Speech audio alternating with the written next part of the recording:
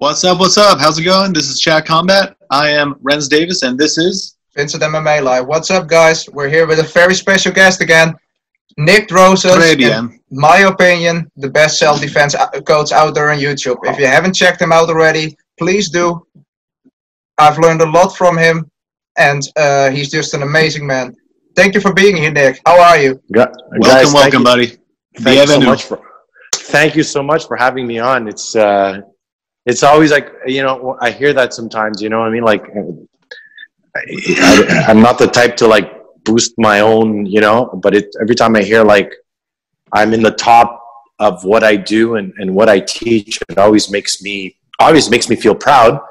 It also makes me, it motivates me to keep doing what I'm doing and I always get better at it, because I think that being a self-defense instructor, I've always said in other podcasts, we have a moral and social responsibility to teach as much as possible and come as close as possible to, you know, making sure that what we're teaching is not going to be, you know, get anybody killed. Yeah. Right. So, you know, there's techniques or moves that you learn that you're like, I'm not too sure that might work, that might not work. And other ones you're like, holy shit, that's going to get you killed. Yeah. So I think that's a little bit you know, because separating almost like fantasy from reality almost. But you know, you're also, you know, you're also one of the guys, and that's why I'm saying, you know, you're one of the best. You pressure test everything you teach. You pressure test. I pressure test. Like, if you don't pressure test it, like, how do you know it works, right? So I have a few theories when I'm teaching something, right? Because one time I posted a video and somebody said, well, you know, you've never been raped, so how can you do a rape defense? Or, you know, how can you teach it if you've never done it? Yeah. But I pressure tested the shit out of it with me. I pressure tested it out of it with Helen. I pressure tested it with, you know, clients that I train one-on-one. So, I mean, there's a few ways of seeing if something works. One, obviously the best way is, you know, working in clubs and bars where you actually see what works and what doesn't work instantly in the moment, which is not always the best. You know, it's not the time to find out, well, you know, I'm not going to armbar, you know, the guy in the middle of a nightclub on the floor while the guys are wouldn't recommend it. You'd be surprised. Like the jiu-jitsu guys, I've seen them do it. Yeah. They're trained.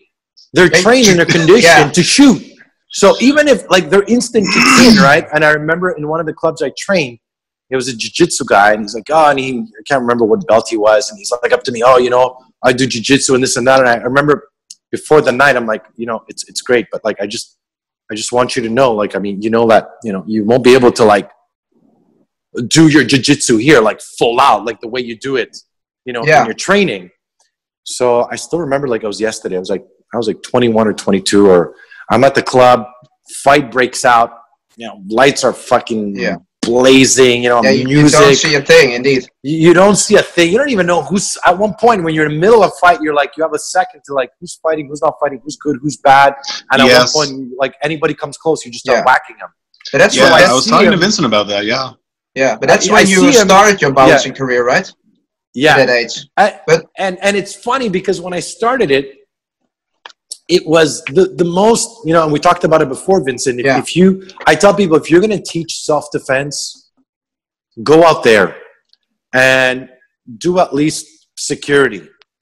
Go do any form or type of security where you will be confronted with a certain amount of violence, of attacks. And sometimes, like, I mean, I learned more watching fights, sitting outside the club, and seeing, you know, 2-3 guys go at it or about to go at it than actually being in it, because it happens too fast. The minute the fight happens, your brain shuts down, it's automatic.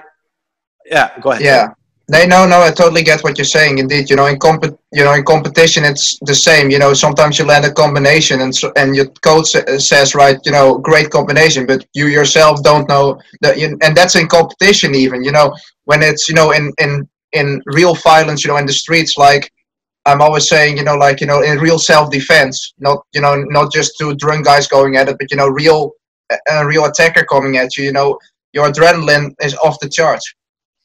Yeah, and you got to learn how to train with an off-the-chart adrenaline. You need to learn how to train, how to fight in high stress, and like in a mental and physical exhaustion, because the fight starts at that very moment. So just to go back to my story, we're at the club. Yeah. The fight breaks out, and I see him go like shoot for like a takedown. And he's on the floor, and he's grappling this guy. And people at this point are kicking, throwing bottles. And I remember all I'm thinking is, I'm trying to pick the guy up, like, get the fuck up, because you're going to get fucking destroyed on the floor. Finally, I can't even remember what happened. Boom, we got up, fight. You know what I mean? It was a chaotic fight. And then I was like, bro, like, I mean, it's great. Your jiu-jitsu is awesome. It's one part of the skill sets that you need, but you can't do it in multiple attackers. You can't do it in certain environments. And it's better you find out in training through pressure testing than waiting to find out when it happens in the street. Because it's a little bit, you know, it's not too late. It's a great way to learn. Yeah. But sometimes if you're faced with a knife and you think you're going to grapple the guy, you don't want to find out that your grappling skills, I mean, you know, and I don't mean the skills that you get, but the finishing, trying to armbar a guy with a knife, you mean, it ain't going to work. You mean like, you know, the skills are the same, but the accomplishment is different. You know, you're not trying to Kimura, you know, submit the guy. You're trying to, you know, pin the knife and get out of there when you have the opportunity. It's the finishing that I tell people. Like, I mean, I love jiu-jitsu, and I think it's necessary in terms of your training, but I applied with different skill. I applied the same skills, but for a different purpose than you trying to submit. I apply it to, you know, staying close, feel the energy, clinch, move around, position. But the difference is, I'm not going to go for a takedown or an armbar, or, you know, I'm going to use that to be able to throw my strikes from different angles and positions while I'm moving. Makes sense. Yeah, indeed. But what would you say, you know, is the biggest, because I also see, you know, you teach people about mindset, you know, about street smarts, about where to look for. What would you say is the biggest difference between, you know, like the mindset of fighting in competition, you know, or fighting in the streets? Man, you know, I've experienced both, and you know, I mean, sparring doesn't scare me, right? The adrenaline, the feeling you get is nearly not even close to being faced in the street. Because again, you're looking at the guy in the street, you don't know his mindset, if he's got a weapon, if maybe even if you successfully beat him, is he going to come back and try to stab you and fucking shoot you? You don't know that, right? You don't know that. So there's a complete different mindset. And even with all the scenario training I did, right, the reality-based type of self-defense scenario training, as many as we tried to do, we never simulated what would actually happen in the street because there's too many variables. But the idea is to do as many as you can, get familiar with the type of adrenaline you get from fighting in the ring and fighting in the street, developing that survival mindset where when you're in the street, anything and everything goes. I don't care how you do it, how pretty it looks, just get it done, right? And it's a very good point. Yeah, indeed. But would you also, you know, if a guy came up to you, you know, he had no martial arts training at all, would you recommend, you know, him signing up for an MMA class on top of your self-defense program? You mean like that he get a feel, you know, for the ring, for how to get, you know, that he gets a feel for getting punched, punching back, and then on top of that, he learns your street smarts. Developing like composure, yes. Yeah, indeed, you know, and learning how to fight, you know, because, you know, you can learn how to fight with another human being unarmed, and on top of that, you know, you can learn, in my opinion, you know, self-defense like you teach. You know what? Like, I mean, here's my theory. You can't learn how to fight unless you fight. Yeah, that's a really good point. You can't learn how to swim unless you jump in the water. So I could break down the science of swimming. I could break down everything. You might be like, scientifically, I could break it down to a science and to a T. But if I throw you in the water, you're going to fucking drown. Yeah. Theory and practice, major differences, absolutely. Yeah. And that's why also why you need to learn how to swim, you know, in solo, you know, in waters what isn't deep first, and then, you know, you can get to the deep waters. So I mean, there's no doubt. Like, I mean, you still need to spar those skills. If you don't use them, you lose them, right? I'm 43. I'm going to be 44. You know, I spent, you know, 6 years training with my you know, MMA coach Davis Dos Santos. I trained with him privately because I like privates. Truth is, I got to a point in my life where it's okay. I got to a point in my life where I work. You know, I've worked hard enough. I could afford it. I'd rather do privates. Yeah. You learn twice or 3 times or 5 times as faster. You know, so, you know, I still get to spar. I still get to fight. I still get to work on my skills. You take those and then you incorporate some self-defense concepts and strategies. Like, I mean, you're not going to learn how to, you know, set up a first strike, how to read an opponent, how to, you know, de-escalate or survive a knife attack or a bat attack. You're not going to learn all that in it. You're going to learn solely one-on-one. You're not, you know, people say, well, you know, any MMA fighter could eye gouge, but you train the way you fight. You train the way you fight. Yeah, kind of. If you're not going to train to go into the eye, strike the throat, headbutt, I fucking headbutt like crazy, right? If you don't train, you're not going to do those things. To be honest, you know, of course, you know, in every professional MMA fighter, of course, they can eye gouge and everything. But I'm always saying, you know, those guys are at this level. If you take as Davis, for example, you know, I also see, you know, women, you know, who are stay-at-home moms, for example, you know, they also come to you for self-defense. You can train them in the same. You can say, you know, even if you make the argument, you know, that MMA is the best for self-defense, you know, if you have that argument, do you still, you know, train the 40-year-old 40-year-old stay-at-home mom? You can't throw her into an MMA class with you know, with 20 years old guys who are, you know, full of testosterone, you know, who punch the shit out of each other every night.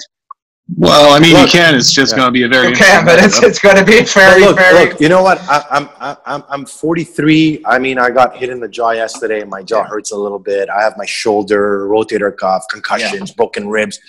I mean, after a while, I don't really enjoy, you know, getting in the ring and fighting anymore. Right? I still do it. I still spar, and I try to get good sparring partners who are not stupid, because at the end, I don't want to get injured, right? I also have a business to run. I make videos. I have my studio to run. You know what I mean? It's so your son, of course. Yeah, even for me, I'm still. But again, here's the thing that people need to realize: the average person right now who's calling me for self-defense is over 35, 40 years old. Yeah, they don't want to step. They don't want to step in the ring and, you know, beat the shit out of their body. They're lawyers, doctors, you know, the house mom, you know. They want to go straight to the point and learn, okay, what do I need to survive? How do I keep it as simple as effective? Now, you look at, let's say, MMA. I'm going to take MMA as an example. Yeah. And an MMA fight, it starts here. I teach, the fight starts the moment you make visual or intuitive contact. When was the first time you saw him? Did you keep walking? Did you turn around? Did you face him? Did you pick up an improvised weapon? How did you create space? Did you bring up your hands? How did you talk to him? Where did you look? How did you set up the first strike? Where did you hit? You know, that's like 50% of the fight is not covered, because what I'm focusing on more and more now, because when I have, example, Tom Stewart, who's 65 years old, who came to train with me, I covered a lot of awareness. Okay, when you're walking down the street, what are you looking at? Yeah. How do you know you're being followed? When I'm talking to you, are you looking at my hands? Am I shifting my weight? How am I moving around? How are you positioning yourself? This is shit that's not going to be taught. Right. 100% agree with that. And that when I'm looking at knife defense, like I'm supposed to go train the Boston Police Academy. Yeah, I heard that from I'm training. Boston strong. Yeah, but that's awesome for you, my man. You know, congratulations. That's big. Like, I mean, I've spent many years doing this, and now, like, I'm training like more and more police, and they specifically want me for weapons, knife defense, and close quarter, because I've pressure tested so much of this. Mm-hmm. I've pressure tested it with men. I've pressure tested it with Helen Stranzel, who attacked me with a marker simulating a knife. And she's a woman, and you're like, oh wow. How did you two? Just a quick question, you know, in between your story. How did you two meet, by the way? Because you seem like very good friends to me. You know, if I see you two in the video, it's very good dynamic. Yeah, we trained years ago, as well as we worked in clubs and security. So believe it or not, I've seen her fight. We've actually, I remember one time we were working at the Just for Laughs. It was an event. And we were completely outnumbered. And I see her, she got one guy, another guy's grabbing her, and I'm very protective, and I storm out, and I'm like, ah! And like, it was actually. See, of all the places to expect like something to break out, Just Laughs, would not expect that. No, you know what? Come on, guys, keep it light. We don't want to fight right now. Oh crap, they're getting the foreign objects. Get ready. When you get people drunk, and you get people drinking alcohol, yeah, anything happens. As soon as people start drinking, people get stupid. Yeah, and indeed. I see that here in the Netherlands too. You know, I know which places to avoid, because, you know, people just drink way too much alcohol. Yeah, and when you start drinking alcohol, your judgments become Hey, sorry about that. A very agitated group of Girl Scouts. Had to bust out my self-defense. Told them I'm a Keebler Elf kind of person. Headbutt. So I know. I learned that Dave LeDuc left away style. Left way? Left way. Left way, man. It's crazy because I've been doing headbutts for years, man. Like, you know, when I was training 20 years ago, I was already using my head. You know what I mean? And I always tell people it's a great. If headbutts were allowed in MMA, the fights would be completely different. No one would try to pass the guard anymore. Used to be in the UFC, they would just grab the wrist and just headbutt, you know, inside the guard. In the clinch. I mean, that was. The clinch rules. I mean, that was part of Mark Kerr's strategy when he was in the UFC. He used to like use that head, just mash him down in that guard. Like he didn't even pass guard. It was like, oh hey, that's cute. You have my head? No, you don't. What dang? Boom. Yeah. But you see how the martial arts evolved as well, right? From when it started to today, right? Even that, you know what I mean? You're looking at, you know, we want to do a series soon. I can't mention who it is, but he's pretty well known. We're going to do an MMA and self-defense series, where I want to test out what I'm teaching in the street against an MMA fighter, right? I'll be looking forward to that for sure. Like simulating it, and we could just exchange. You know, this is what I would do. This is, you know, there's stuff like, I mean, when I eat, like even when I train with Dave, is there stuff when I'm in the guard or whatever. Man, I'm not gonna sit and fight him.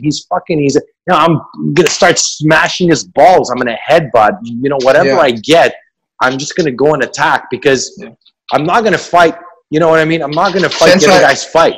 Indeed, Sensei Endo, you know, calls that, you know, if you're, let's say, you know, if you're in a chamber, and, you know, dirty fighting is like the key, you know, to unlock the door. And after that, you know, you need your fighting skills to get out of the door. But just to get that extra space, you know, if you jab a finger in somebody's eye, of course they are going to move their head back.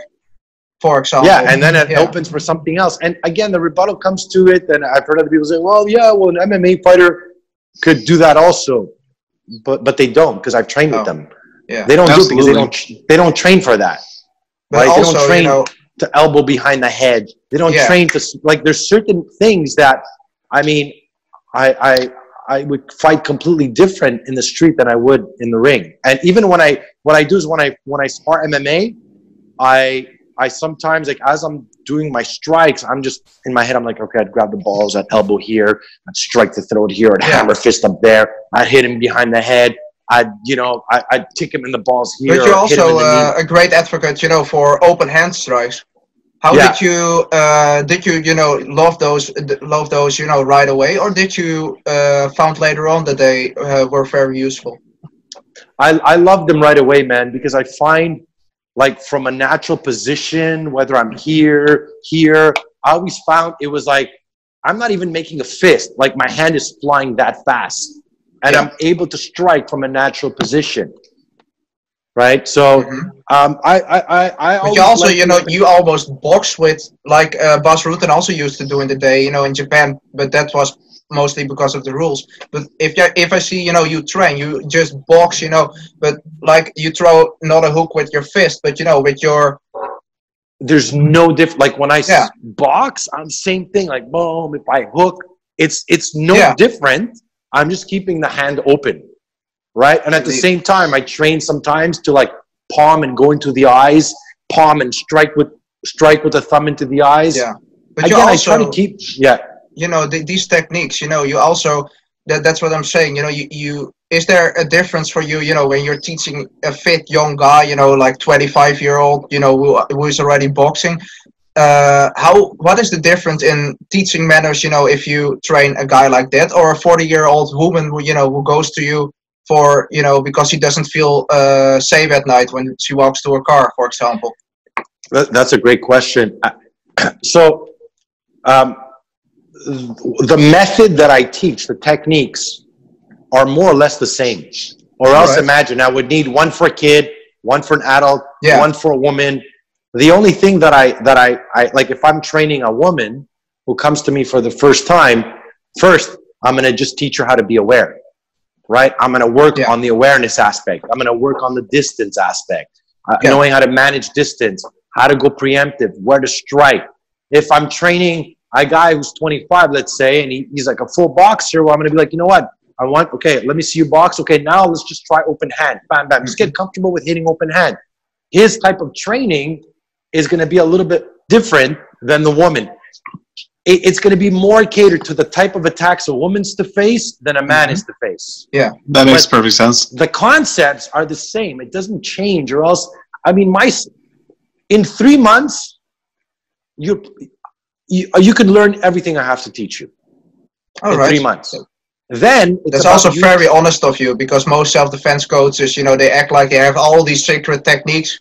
So you're saying that, you know, that's very honest and humble of you, you know, that you're, you know, honest about that. It's you know, maybe I'm exaggerating, maybe 3, let's say 6 max. If you train with me 3 times a week, I teach you everything I have to teach you. There's not much more. After that, it's a matter of training the shit out of it. Repetition, the type of drills, the type of scenarios, the overkill drills, the handicap drills. After that, it's just about drilling it over and over. Like, I mean, I don't teach more than, like, let's say 10 strikes. Yeah. You know what I mean? I'm not teaching fucking backspinning kicks and flying kicks. No. I wouldn't recommend those for self-defense. No. Oh, come on. Those spinning kicks can totally work. You just don't fall down. Come on, Vincent. You need the chi. But you see, like, I teach those few strikes, and then I tell people, like, just train them over that. They become wired, ingrained, that the weapon leaves without you. Like, if you move a certain way, and I've told people, like, don't play fight with me, because if you do certain, like, it just your instinct, conditioning. Boom, didn't you tell a story about a guy, you know, who came up behind you or something like that? Oh yeah, that was downtown. This would be good. Well, it was a friend of mine. There's been a few, but it's probably this one, because I've talked about it before, where I'm walking downtown, and he comes with a headlock from behind. Oh, yeah. Right? Like, to grab, he's a friend of mine, right? He knows what I do. And as he comes behind me, and this goes years back, he goes for a headlock. As I feel it, I kind of slipped, and I grabbed the arm, boom, and he went flying. Like, I remember it was at the back. He was flying, and as he goes flying, I'm winding up a kick. He's like, I'm like, what are you fucking, don't do that. Like, if you're gonna, but that's funny. Especially if you're gonna grab me from behind. If you do this, like, something here is hitting. Mm-hmm. So, like, I mean, and I've told people, don't play around with, especially if I don't see you. Yeah, because I will hit you. Oh, absolutely. Yeah, it's just your instinct at this point. You're not the only one either. That stuff happens to me sometimes, where I'm like, I have to really evaluate: is this a drill or is this a friend screwing with me? Most times it's a friend screwing with you, and it's like, okay, I can let this one go lightly. Just take him down. Yeah. But you know what? In the street, you don't know. Like, I mean, I'm just taking I'm taking it for, like, I mean, maybe this guy's out to, you know, hurt me, or fucking, you know, who knows? Yeah. So you don't chance with it. And I tell people, you know, don't play around with this shit. You know what I mean? Especially in the street. Yeah.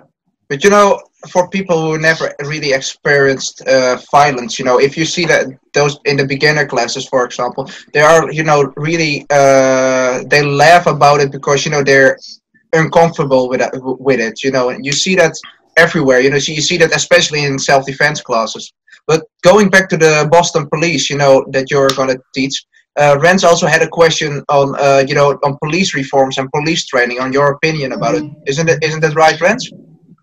Yeah, I mean, there's been a lot of unfortunate circumstances with the defund, the refund, and just like abolishment of police. I think it's ridiculous myself. I'm a full believer that, I mean, I've always been taught that the police aren't the bad guys. Like, if you look at a forest, you see, yeah, absolutely. Like, if you see like a whole forest full of green trees and there's one tree out there that's red, that's kind of the same thing as there's a bunch of good cops, but within there's going to be one bad cop, perhaps. Look, it doesn't mean they're all bad. No, it's, you know, when I hear that, I go, it's so ignorant. Like, I mean, they're all bad. No, like in any profession, there's always a small percentage that maybe are not bad. Maybe they just suck at what they do. Maybe they're not the best. Maybe they picked the wrong profession. Maybe they're not cut out for it. You know what I mean? No, absolutely. And you find out when you're there, but that's a small percentage of a really amazing amount of good people who actually care to do good. And I've trained a lot of police officers. Yeah, you trained with the guy from New York, right? You know, I love, you know, you put some videos that was going to be a big thing. Like, New York, they're going through many reforms right now with the police. Like, they're basically taking away all grappling controls from like certain like positions, you know, and now it's like leaving officers only one availability. Like, if they feel the need to, you know, control a suspect, they got to pull their weapon. Pretty much, it's kind of ridiculous. It's so weird. But Nick, do you also think that police, you know, since you met multiple police guys, do you also believe that police, you know, might not get enough training? You know, if you look at the system like yours, do you think, you know, that every police officer out there should at least get those 3 months of training from a guy like you? Well, look, I've trained like a few officers. I've done a few seminars. Some obviously, without any bullshit, are trained better than others. Just like some are more athletic than others, right? Some, you know, do their job at work, and others train even outside their work. So there's a personal. To me, it's how important is your job to you? Because to me, when I worked security in nightclubs, I trained like crazy because I used to tell myself this weekend I might get stabbed. So I used to train like a motherfucker because I knew this weekend. I used to say, this weekend, Nick, you might get stabbed. So every time I walked in the gym and I trained, I always had that in the back of my head because it was part of my job. My training, right? Me training and staying in top shape was part of my job. The Friday, Saturday, Sunday, I would work. Monday to Thursday, and actually Friday, part of my job was to prepare for Friday, Saturday, Sunday. Yeah, your life could depend on it. You know, just to be a little more quicker, you know, have a little more stamina, you know, that could be, you ended up in a body bag or not. Absolutely. You know, so I think do they need more training? I personally believe so. I know it's different for every from every state, and everything kind of changes. Oh yeah, absolutely. It's not the same for each state and each sector, from what I know. Oh yeah. Certain like police forces are trained more heavier, better. You know, better. I'm going to quote unquote that. Absolutely. And then others, for sure, I find that what they're doing right now is going to actually handicap them in many ways. You know what I mean? Like removing. It's going to backfire. Removing certain chokes. Like, look, here's the truth on submissions and locks. All this shit you see.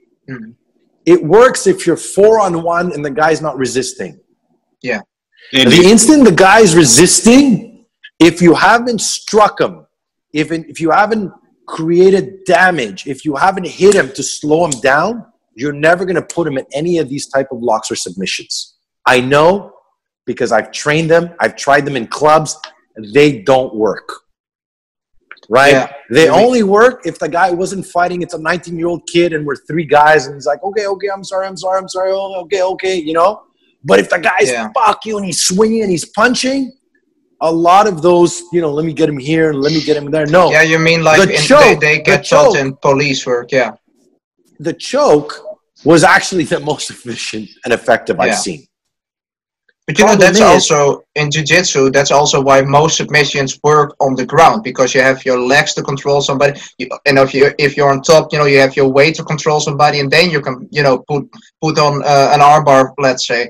But if standing submissions hardly ever work, because, you know, people can move, they can hit you, you know, you have to have, you know, two limbs, you know, your two hands on one of their limbs. So it's very hard.